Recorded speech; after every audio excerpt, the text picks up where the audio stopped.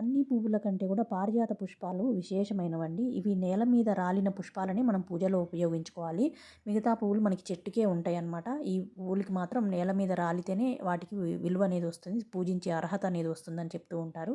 So ముందు రోజు రాత్రి నేను షాప్కి వెళ్ళి వస్తుంటే చక్కగా పూలు విచ్చుకొని మంచి సువాసనతో ఉందన్నమాట.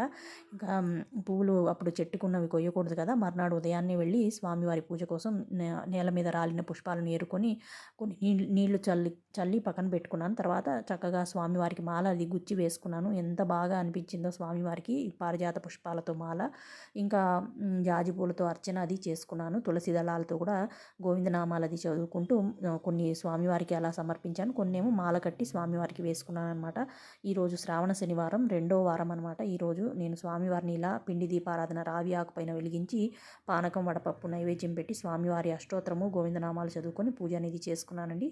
ఓం నమో వెంకటేశ.